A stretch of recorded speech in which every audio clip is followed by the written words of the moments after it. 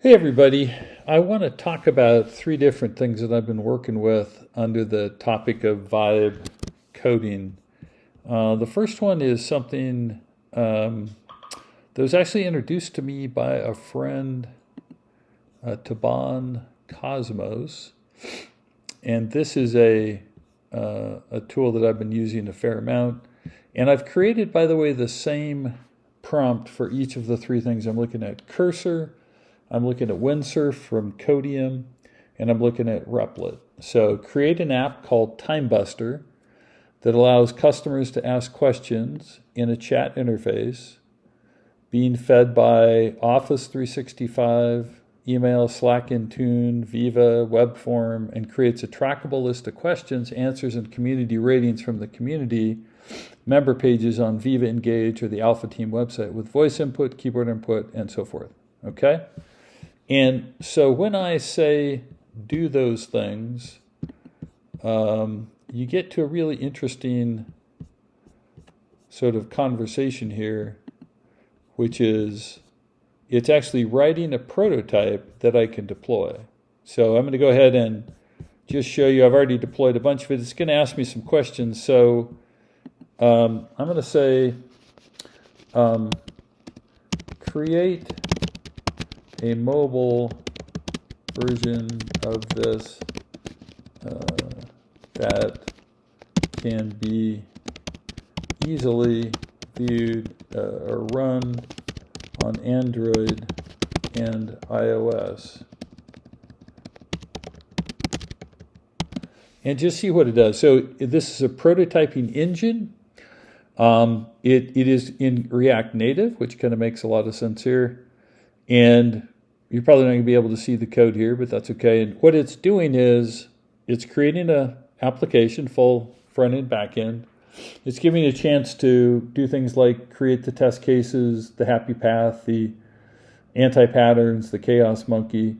And then I have a chance to deploy it at some point. And I've deployed some different apps here, but this is just one. This is just a sample app. So while this is running, I'm going to go into my second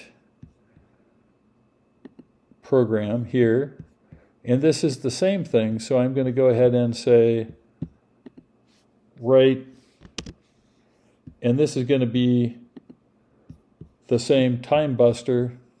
Okay, so it sets up the front end and back end project, and I always create an API because I always want to have a RESTful API to talk to other folks.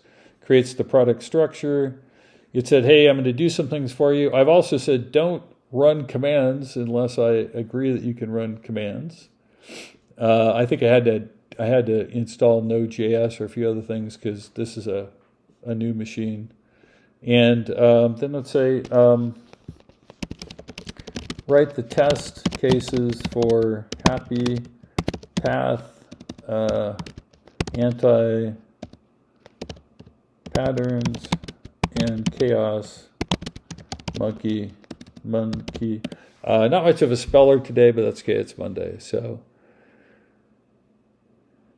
And so what's interesting to me is this creates some interesting structures. And how I think about this is I typically am using this product for, basically, to create the substructure for things that I don't want to have to create myself. So I'm going to go ahead and accept. It found some issues. And then it says, accept. Let's go ahead and figure out what's going on here. So it's running tests. It says the settings are incorrect for Django. Okay. And then it gives me a test suite. So I like this one. By the way, I've mostly used it for writing mobile apps for iOS in Xcode, in Swift, sorry. And then the final one I want to look at is the thing called windsurf. And windsurf, we saw windsurf, sorry, is cursor. So cursor is a similar starting point.